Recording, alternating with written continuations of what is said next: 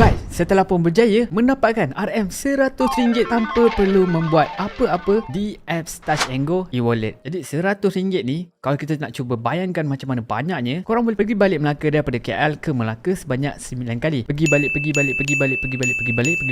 Melaka 9 kali. Lebih kurang macam tu lah. Dan yang paling best ni kita tak perlu buat apa, dia just set and forget. Korang masukkan duit and then korang lupakan saja, tiba-tiba dapat duit balik. Jadi memang sangat menarik lah sebenarnya. Dan pada video sebelum ini saya telah pun mencuba feature Go Pinjam di Touch 'n Go e-wallet ini, di mana saya telah pun berjaya meminjam duit up to RM10,000 dalam masa 2-3 jam saja. So kalau korang belum lagi tengok video itu, korang boleh tekan bagi atas ini dan boleh tengoklah video tu macam mana saya membuat pinjaman dengan sangat-sangat laju. Jadi, patah balik, macam mana saya boleh mendapatkan RM100 ini secara percuma? Jadi, feature yang saya gunakan adalah Go Plus yang berada di dalam Touch 'n Go e-wallet. So, kalau korang nak gunakan feature ini, korang perlulah umur 18 tahun, korang perlulah Malaysian, and then korang kena activate lah korang punya premium account di dalam korang punya Touch 'n Go e-wallet. So, sesudah itu, korang boleh pergi ke interface ini, and then korang boleh tekan Go Plus. So, korang akan jumpalah dengan feature Go Plus ini. So, sekarang ini saya mempunyai duit kosong. So, kita akan tekan cash in lah. Kita nak transfer duit kita daripada e-wallet balance. So saya akan tekan maksimum, tapi saya dah top up. Kalau korang belum top up, korang boleh tekan online banking saja, and then korang tekan ini, and then korang masukkan berapa banyak korang nak top up, and then korang tekan next. So korang perlu pergi ke account bank korang yang biasa korang guna, and then korang login account bank korang, and then korang masukkan kod, and then korang membuatlah pembayaran itu. Seterusnya duit ini akan masuk ke dalam Go Plus secara automatically. Jadi saya dah adalah saya punya e-wallet balance ini. Saya akan tekan maksimum saja. Saya akan tekan next. So voila guys, saya pun berjaya cash in saya punya duit RM986 ke dalam saya punya Touch 'n Go e-wallet. So korang dah nampak lah. Setelah korang deposit, duit ni akan automatically bekerja untuk korang setiap hari tanpa penat dan lelah. Kerja buat duit untuk korang. Dia seronok guys, macam korang ada pekerja mini ataupun pembuat duit mini. Setiap hari dapat dividen. So inilah total earning saya, dividen saya RM101.39. Jadi ini adalah percentage dia lah. Jadi yang seterusnya adalah net daily return rate, di mana dia menunjukkan dividen rate korang. Berapakah korang punya dividen? Jadi dividen pada waktu semalam adalah 3.41% per annum. Jadi ini adalah rate untuk setahun, dan rate ini akan berubah-ubah setiap hari. Dan kalau kita nak tengok dividen ini, saya akan tekan view all ini, and then saya akan filterkan dia menjadi daily earning. Korang boleh nampak lah dividen saya dapat setiap hari guys. 9, 8, 7, 6 setiap hari saya dapat dividen. Bila saya scroll ni, setiap hari dapat guys. So memang mantap lah bagi saya, setiap hari dapat duit. Siapa nak bagi guys dapat duit hari-hari? Sebab apa, bila kita compare dengan ASB, fixed deposit, tabung haji, dividen yang korang akan dapat tahun depan ASB dan tabung haji, di mana fixed deposit pula korang akan dapat, depend lah berapa lama yang korang pilih, 1 bulan ke, 3 bulan ke, 6 bulan ke, barulah korang akan dapat dividen korang tersebut. Dan di Touch 'n Go korang dapat setiap hari, which is bagi saya terbaik lah. So macam mana Go Plus ni hasilkan dividen ini? Kita kena faham lah macam mana dia jana duit kan. So setiap kali korang deposit duit ke dalam Go Plus ini, dia akan membeli money market fund daripada principal e-cash ini. Dan yang paling penting sekali, money market fund ini adalah syariah compliant. Maknanya dia patuh syariah. So korang boleh deposit duit korang ke dalam Go Plus ini tanpa sebarang was-was. So kalau korang berminat nak baca, korang boleh tekan principal e-cash ini. Korang boleh baca secara lebih detail lah, supaya korang faham lah apa yang akan terjadi pada duit korang, macam mana dia buat duit dan sebagainya. So kalau kita tengok kat sini, income distribution history. So dividen yang korang dapat itu, ini adalah historinya. Ini adalah untuk bulan 1 ni, kita boleh nampak ini adalah percentage dia lah. So korang nampak dividen sentiasa berubah-ubah. Daripada paling tinggi adalah 3.52 menjatuh kepada 3.41% per annum. Tapi yang bestnya, dividen ini adalah sangat-sangat berkait rapat dengan kenaikan interest ataupun OPR, overnight policy rate. So senang cerita, kalau korang nampak interest bank korang naik tu, maknanya korang punya dividen pun naik. So sekarang ni korang dah tukar team lah. Instead of korang team kepada orang peminjam, consumer, sekarang korang dah team kepada team producer ataupun team pihak bank lah, kalau korang menjadi investor. So bila interest naik, OPR naik, korang akan pening lah. Korang tak tahu korang nak happy ke korang nak sedih. So yang tu korang fikir sendirilah. Jadi di sini juga dia cerita, fund ini adalah sesuai untuk orang yang mempunyai short term investment horizon, menginginkan stream of income, mencari liquidity dan low risk investment. So money market fund ni adalah very low risk punya investment vehicle. So korang tak perlu risaulah pasal duit korang berkurang ke apa ke, sebab dia adalah sangat-sangat stable dan korang dapat dividen lagi. Dan tambahan lagi, principal e-cash ni adalah dikeluarkan oleh principal yang di mana adalah berhubung kait dengan CIMB lah. So kalau korang yakin dengan CIMB, basically korang yakinlah dengan principal ni. Tapi kalau korang tak yakin dengan CIMB, korang jangan gunalah Go Plus ini. Dan kalau korang tak tahu, Touch 'n Go Sdn Bhd adalah di bawah hak milik TNG Digital, yang mana atasnya lagi lagi adalah CIMB Bank Berhad. So bila kita pusing-pusing pun, biasalah company ini memang dia selalu berselirat sedikit lah daripada segi percentage siapa kat ownernya, tapi yang paling atas sekali adalah CIMB. So kalau korang tak yakin dengan CIMB, korang jangan gunalah Go Plus ni. Jadi apakah kelebihan korang menggunakan Go Plus ini? Yang pertama sekali, dia adalah sangat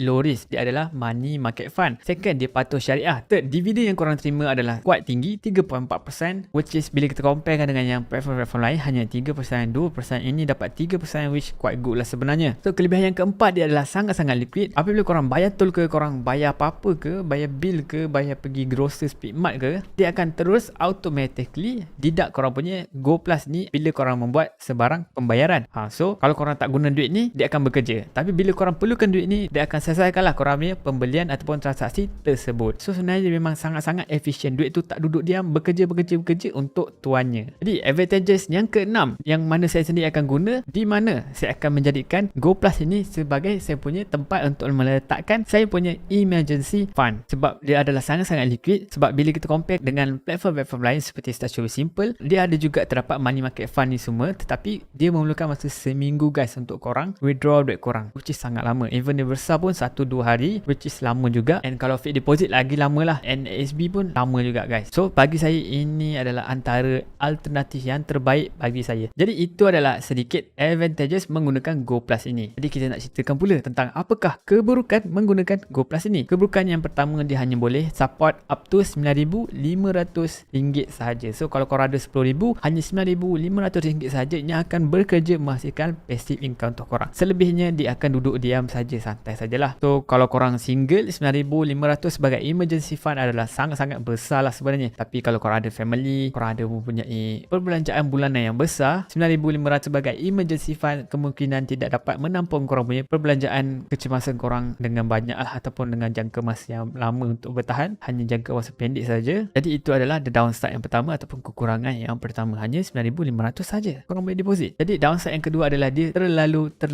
liquid, dan matlamat kita nak jadikan dia sebagai emergency fund, tetapi kita akan menggunakannya sebab dia terlalu liquid. Korang boleh nampak saya punya transaksi ini, korang boleh nampak warna hitam sebenarnya lagi banyak daripada warna biru. Bermaksud duit keluar, asyik keluar je guys. Sebab saya menggunakan RFID yang saya letakkan di kereta. Apabila saya lalu tol, dia akan terus deduct lah saya punya Go Plus wallet ni. So korang akan tenanglah hidup korang, sebab korang dah tak fikir pasal tol. Berapa ringgit pun korang dah tak fikir sangat, sebab korang tak nampak pun dia kurang kan. Sebab korang lalu je laju kan. Bila lalu kat tol tu, mana korang perasan berapa banyak yang tolak. And kalau korang perasan pun 2-3 saat korang dah lupa dah. So bila tengok kat sini, sedih lah. Bila tengok kat sini, barai kat sebenarnya. Nampak ni, nampak warna hitam negatif 10 plus 7, lepas tu negatif RM8 plus 7 sen, lepas tu negatif RM8 negatif 26. Ni saya pakai YouTube Premium, negatif, positif. Yang ni adalah saya pergi ke kedai hardware negatif 147, saya membeli alat perkakasan untuk membuat lampu dan kipas lah. Apakah itu maksudnya? Maksudnya korang akan most likely spend duit korang lah daripada menyimpan. So dia kat sini korang perlu mempunyai disiplin yang agak tinggi lah kalau korang nak menggunakan Go Plus ini. Yes, dia sangat liquid, kebaikan, tapi dia juga boleh menjadi sebuah keburukan. Dia dah jadi macam credit card pula guys. Kalau korang pandai guna, memang reward yang korang dapat memang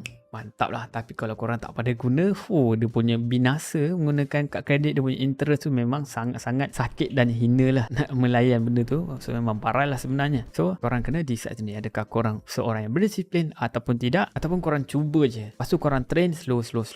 Jadi apakah keburukan yang seterusnya adalah di mana dividen yang diberikan adalah biasa-biasa sajalah. Bagi saya sebenarnya 3.4% ni besar bagi saya, tetapi bila kita compare dengan alternatif lain, dividen seperti di ASB, orang Melayu duit mereka dalam ASB memang sangat-sangat banyak. Ada puluhan ribu, ratusan ribu pun ada orang Melayu di ASB lah. Kalau orang Cina pula, mereka pula ada puluhan ribu ataupun beratus ribu dalam mereka punya FD, sebab mereka tak boleh access ASB, so diorang terpaksa park di fixed deposit. So 9,500 ni kalau diorang guna, kejap je dah full. 9,500 ni memang limit tu kejap je lah diorang capai. So kita yang biasa ni, kita akan cubalah follow orang-orang yang kaya, orang-orang yang dah lama. Kita cubalah mengikut jejak langkah mereka yang dah berjaya ni lah. Kita slow membina kita punya masa depan yang lebih cerah dan mempunyai emergency fund yang mampan lah. Okay, di sini saya nak ceritakan sedikit trik di mana apabila korang yang mempunyai sebuah credit card, korang tahu korang hanya boleh menggunakan di merchant bila korang nak beli, bayar something tu semua. Tapi macam mana korang dapat cash? Which is tak boleh lah. Boleh, tapi korang perlu itu menggunakan cash advance, di mana interest rate-nya kuat tinggi lah, belas-belas persen, 15% something, which is tinggi sebenarnya. So macam mana korang nak dapatkan cash? Caranya adalah korang menggunakan Touch 'n Go e-wallet ini, tetapi dia hanya ada RM5,000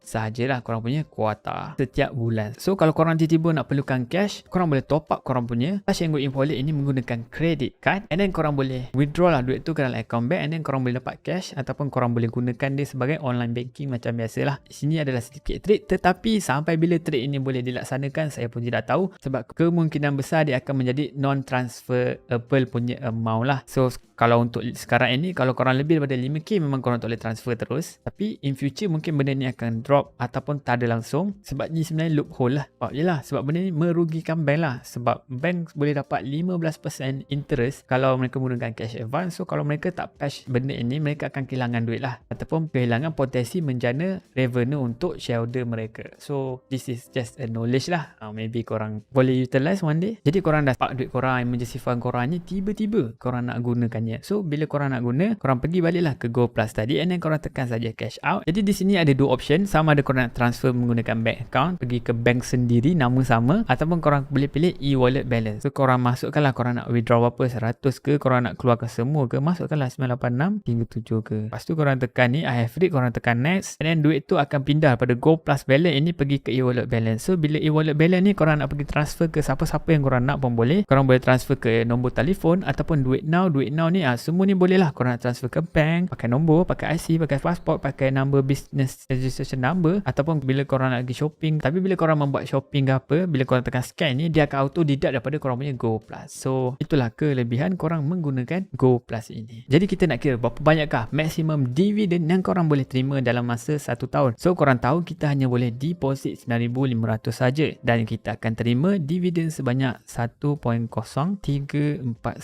So kita akan menerima dividen 3.41% sahaja. So kita tekan enter, kita akan tolak dengan deposit kita. So dividen yang korang terima adalah lebih kurang RM323 saja. So tapi dividen ni berubah-ubah macam saya cakap tadi. So korang hanya maksimum boleh dapat 300 saja. So kalau kita bagi dengan 365, maksimum sehari lebih kurang 88 sen saja dividen yang korang boleh dapat setiap hari. So okey lah. So mungkin kalau korang pergi kerja kan, lalu tol ke, bila korang park 9,500 ni, dia macam ibarat korang dapat diskaun lah. Setiap kalau korang bayar tol, instead of kena bayar RM1.8, korang hanya perlu bayar RM1 sahaja. Sebab apa? Korang ada dividen, korang ada duit yang bekerja untuk korang menghasilkan dividen. Dividen ini dia membantu untuk korang subtract korang punya pembelian tol korang tu. Tu korang rasa okey ke tak okey? Cuba korang komen. So guys, itulah saya punya perkongsian saya tentang Go Plus ini. Dan sebelum ni saya telah pun menunjukkan tentang Go Pinjam, tetapi interest rate di Go Pinjam Touch 'n Go e-wallet ini adalah sangat tinggi. So kalau korang nak jimat, korang boleh menggunakan Ringgit Plus ini, di mana di Ringgit Plus ini dia telah pun menunjukkan top bank yang memberikan interest rate yang paling murah, dan requirementnya terus straight to the point, dan korang boleh interact. Akan ada orang yang guide korang macam mana nak buat personal loan dengan sangat-sangat mudah dan online saja. So korang try Ringgit Plus ni dululah,